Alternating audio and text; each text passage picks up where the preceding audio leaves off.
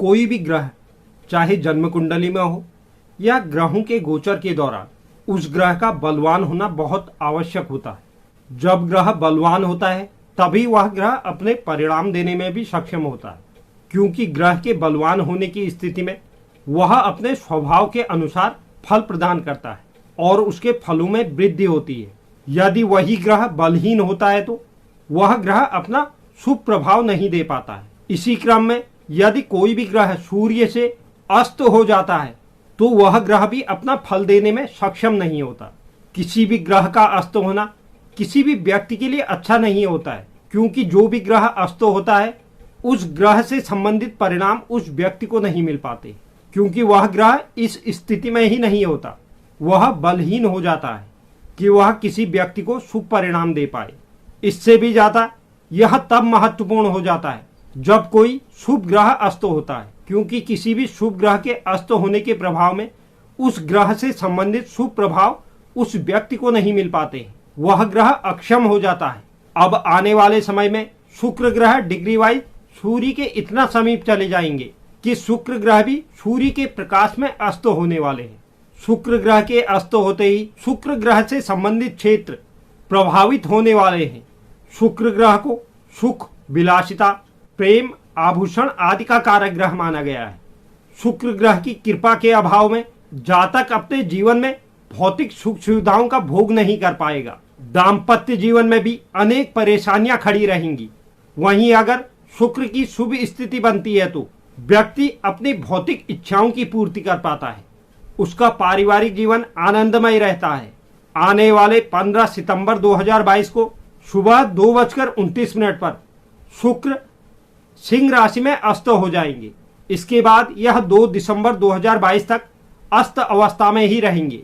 तो इस समय अवधि में शुक्र से संबंधित समस्त क्षेत्रों में व्यक्ति को नकारात्मक परिणाम मिलेंगे। व्यक्ति की सुख सुविधाएं भी प्रभावित रहेंगी, व्यक्ति का व्यवसाय प्रभावित रहेगा और भी समस्त क्षेत्र इस समय अवधि में प्रभावित रहने वाले हैं। शुक्र की अस्त अवस्था का हमारी 12 राशियों पर भी अनेक प्रकार के प्रभाव पड़ने वाले हैं। अब यह किस राशि के लिए किस प्रकार के परिणाम लेकर आएंगे, किसके लिए यह अस्त अवस्था शुभ साबित होगी और किसके लिए यह अस्त अवस्था अशुभ साबित होगी, इस विषय पर हम आगे वीडियो में चर्चा करने वाले हैं। तो वीडियो की शुरुआत करने से पहले अगर कोई दर्शक चैनल पर नए हैं तो चैनल को आप जरूर सब्सक्राइब कीजिए, साथ ही साथ बेल नोटिफिकेशन भी ऑन कर लीजिए, जिससे चैनल पर अपलोड होने वाली हर एक वीडियो का नोटिफिकेशन आपके पास सबसे पहले पहुंचे। और आप वीडियो को लाइक और शेयर भी जरूर करें और कमेंट बॉक्स में आप अपनी राय भी जरूर लिखें। तो चलिए शुरुआत करते हैं और जानते हैं सर्वप्रथम मेष राशि से। मेष राशि के लिए शुक्र पंचम भाव पर अस्त होने वाले हैं। यह अस्त अवस्था आपको शुभ परिणाम देने वाली है। आपका झुकाव आध्यात्मिकता की ओर रहेगा। हालांकि कार्य क्षेत्र में आपको मध्यम परिणाम मिलने वाले हैं। नौकरी पेशा जातकों को नौकरी में नए अवसर मिल सकते हैं, लेकिन आपको उन अवसरों से खुशी और संतुष्टि प्राप्त नहीं होगी। शुक्र की अस्त अवस्था के दौरान आपका आर्थिक पक्ष मजबूत रहने वाला है, यानी कि धन की स्थिति आपकी अच्छी बनी रहेगी। शेयर मार्केट या लॉटरी से आपको कोई लाभ प्राप्त हो सकता है। स्वास्थ्य के प्रति आपको सचेत रहना होगा। जीवन साथी के साथ भी मतभेद की स्थितियां बनती दिखाई दे रही हैं। इस अस्त अवस्था को शुभ करने के लिए शुक्र के बीज मंत्रों का नित्य 108 बार जाप करें। बात करते हैं वृषभ राशि की। शुक्र आपके लिए चौथे भाव पर अस्त होंगे। इस भाव से माता और सुख का विचार किया जाता है। इस समय में आपके परिवार में मतभेद की स्थिति बन सकती है। आप पर आर्थिक बोझ भी बढ़ने वाला है। कार्यस्थल पर आपको समस्याओं का सामना करना पड़ेगा, लेकिन आप इस स्थिति से सफलतापूर्वक बाहर निकल आएंगे। इस समय अवधि में आप अपनी सुख सुविधाओं को बढ़ाने में सक्षम रहने वाले हैं। व्यवसायी जातकों को मध्यम लाभ प्राप्त हो पाएगा। आर्थिक रूप से यह समय आपके लिए सामान्य रहेगा। घर परिवार में परेशानी का माहौल रहेगा। कुछ रिश्तेदार या परिजन आपको परेशानियां दे सकते हैं, लेकिन आप इन परिस्थितियों को अच्छी तरह से संभाल पाएंगे। दाम्पत्य जीवन में सामान्य स्थिति रहेगी, लेकिन आपको स्वास्थ्य के प्रति सचेत रहना है। इस अस्त अवस्था को शुभ करने के लिए शुक्रवार के दिन मां दुर्गा की पूजा करें। बात करते हैं मिथुन राशि की। मिथुन राशि के लिए शुक्र तृतीय भाव पर अस्त होंगे। इस भाव से छोटे भाई बहन और पराक्रम का विचार किया जाता है। आपको इस समय अवधि में किसी यात्रा पर जाना पड़ सकता है। इस समय अवधि में आपका विकास होने वाला है। आपके द्वारा किए गए कार्यों में आपको शुभ परिणामों की प्राप्ति होगी। जो आप इस समय अवधि में नौकरी कर रहे हैं उसके बदलाव के बारे में भी आप सोच सकते हैं। घर से बाहर व्यवसाय करना आपको लाभ दे सकता है। आर्थिक रूप से आपको धन लाभ और धन खर्च दोनों देखने को मिलेंगे और बचत भी मध्यम रहेगी। शादीशुदा जातक अपने बच्चों के प्रति चिंतित रह सकते हैं। परिवार का वातावरण अच्छा रहने वाला है। इस समय अवधि में आपको यात्राएं करने से बचना होगा। स्वास्थ्य के लिए यह समय सामान्य रहेगा। इस अस्त अवस्था को शुभ करने के लिए ओम सुंग शुक्राय नमः मंत्र का प्रतिदिन 21 बार जाप करें। बात करते हैं कर्क राशि की। शुक्र आपके लिए द्वितीय भाव पर अस्त होंगे। इस भाव को वाणी और कुटुंब का भाव माना जाता है। इस समय अवधि में संपत्ति में किया गया निवेश आपके लिए अत्यधिक शुभ रहने वाला है। आप इस समय अवधि में अनेक स्रोतों से धन अर्जित करने में सफल रहेंगे। हालांकि कार्य क्षेत्र में आपको अपने वरिष्ठों के साथ कुछ समस्याओं का सामना करना पड़ सकता है। उनके साथ तर्क वितर्क की स्थिति बन सकती है। व्यापारी जातकों को लाभ की प्राप्ति होगी, लेकिन यह लाभ आपके अनुमान से कम रहेगा। आपको पैतृक संपत्ति से भी लाभ हो सकता है, लेकिन पारिवारिक मामलों में भी धन अत्यधिक खर्च होगा। जीवन साथी के साथ संचार में कमी के कारण कुछ समस्याएं उत्पन्न हो सकती हैं। स्वास्थ्य के लिहाज से आंखों से संबंधित समस्याएं आपको परेशान कर सकती है। इस अस्त अवस्था को शुभ करने के लिए आपको शुक्रवार के दिन सफेद चीजों का दान करना है। बात करते हैं सिंह राशि की। सिंह राशि के लिए शुक्र प्रथम भाव पर अस्त होने वाले हैं। इस भाव को व्यक्तित्व से जोड़ा जाता है। कार्य क्षेत्र में विदेशी रोजगार से जुड़े हुए जातकों को नए नए अवसर प्राप्त हो सकते हैं। हालांकि वरिष्ठों के साथ आपके तालमेल में कमी देखने को मिलेगी। व्यवसायी जातकों को भी अपने व्यवसाय में लाभ प्राप्त करना मुश्किल हो सकता है। यह अवधि आपके धन के लिहाज से बेहद शुभ रहने वाली है। आर्थिक रूप से आपको लाभ प्राप्त होगा। पारिवारिक मामलों में भाई बहनों के साथ कुछ समस्याएं आ सकती हैं। दाम्पत्य जीवन सामान्य बना रहेगा। स्वास्थ्य के प्रति आपको सचेत रहना होगा, क्योंकि आपको इस समय अवधि में स्वास्थ्य समस्याओं से गुजरना पड़ सकता है। इस अस्त अवस्था को शुभ करने के लिए शुक्रवार के दिन सफेद वस्त्र धारण करें। बात करते हैं कन्या राशि की। कन्या राशि के लिए शुक्र 12वें भाव पर अस्त होंगे। इस समय अवधि में आपको भाग्य का साथ नहीं मिल पाएगा, जिससे आप कार्यस्थल पर असफल नजर आएंगे। आपके प्रतिद्वंदी भी आपके खिलाफ षड्यंत्र रच सकते हैं। व्यापारी जातकों को भी लाभ अर्जित करने में समस्याएं देखने को मिल सकती हैं।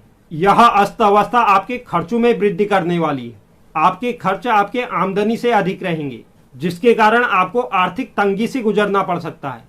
शादीशुदा जातकों के जीवन में सामंजस्य में कमी देखने को मिलेगी, जिसके कारण आपको आपसी मतभेद का सामना करना पड़ सकता है।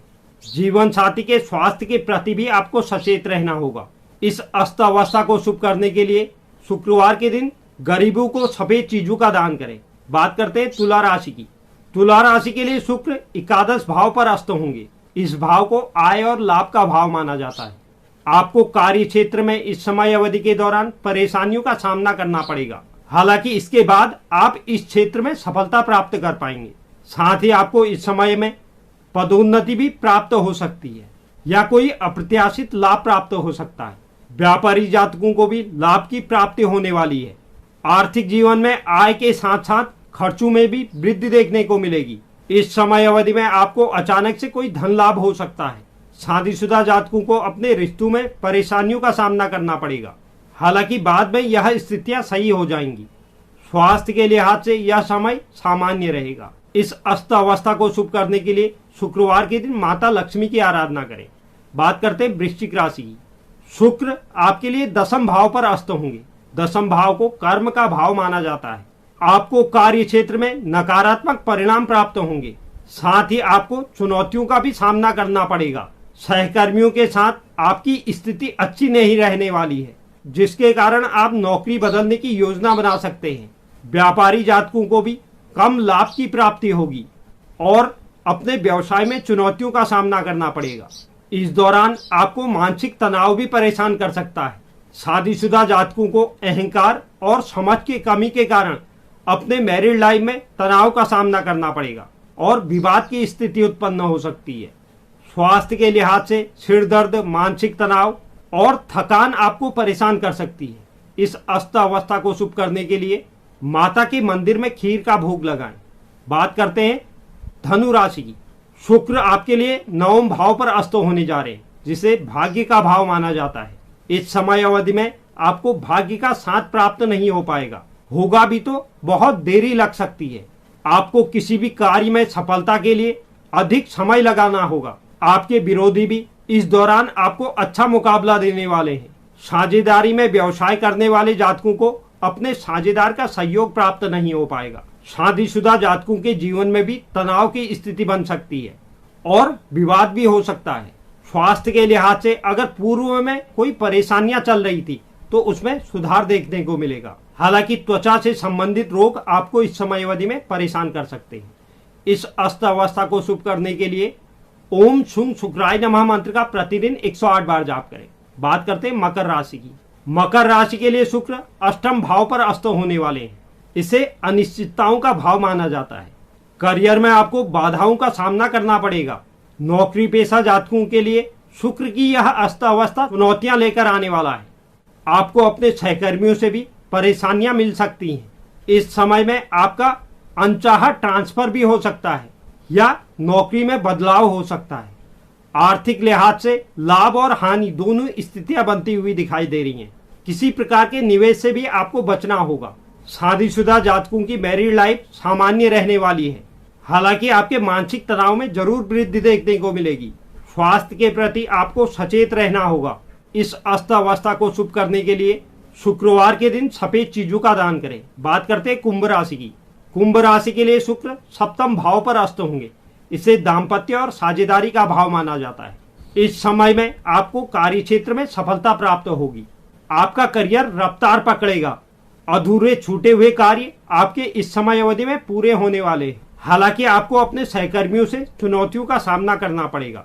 व्यवसायी जातकों के लिए भी लाभ की स्थिति बन रही है। आर्थिक जीवन में आपको मिश्रित परिणाम प्राप्त होंगे। धन लाभ के साथ साथ खर्चों में भी वृद्धि देखने को मिलेगी। आपका दाम्पत्य जीवन अच्छा रहने वाला है। स्वास्थ्य के दृष्टिकोण से यह समय अच्छा साबित होगा। इस अस्त अवस्था को शुभ करने के लिए शुक्रवार के दिन नहाने के पानी में थोड़ा सा दही जरूर मिलाएं। बात करते हैं अंतिम राशि मीन राशि की। मीन राशि के लिए शुक्र छठे भाव पर अस्त होंगे। इस भाव से रोग ऋण रिपु का विचार किया जाता है। यह अस्त अवस्था आपको अनुकूल परिणाम देने वाली है। करियर में आपके प्रदर्शन की वजह से आपको तरक्की प्राप्त होगी। आपके आमदनी में भी वृद्धि देखने को मिलेगी। हालांकि कार्य क्षेत्र में आपको सहकर्मियों का सहयोग नहीं मिल पाएगा। व्यवसायी जातकों को मध्यम धन लाभ होने की स्थिति बन रही है। किसी भी प्रकार के निवेश में आपको किसी विशेषज्ञ की सलाह लेनी होगी। निजी जीवन में रिश्तों में कुछ समस्याएं उत्पन्न हो सकती हैं। दाम्पत्य जीवन में भी आपको उतार चढ़ाव देखने को मिलेगा। स्वास्थ्य के प्रति सचेत रहें। खान पान से संबंधित मामलों में सावधानी बरतें, अन्यथा आपको पाचन से संबंधित समस्याओं से गुजरना पड़ेगा। इस अस्त अवस्था को शुभ करने के लिए शुक्र के बीज मंत्रों का नित्य 108 बार जाप करें। तो यह था शुक्र का अस्त होना, जिससे हमारी 12 राशियां प्रभावित होने वाली हैं। उम्मीद करता हूं यह जानकारी आपको पसंद आई होगी। जो भी दर्शक चैनल पर नए हैं, चैनल को आप जरूर सब्सक्राइब कीजिए। साथ ही साथ बेल नोटिफिकेशन भी ऑन कर लीजिए, जिससे चैनल पर अपलोड होने वाली हर एक वीडियो का नोटिफिकेशन आपके पास सबसे पहले पहुंचे। और आप वीडियो को लाइक और शेयर भी जरूर करें और कमेंट बॉक्स में आप अपनी राय भी जरूर लिखें। धन्यवाद।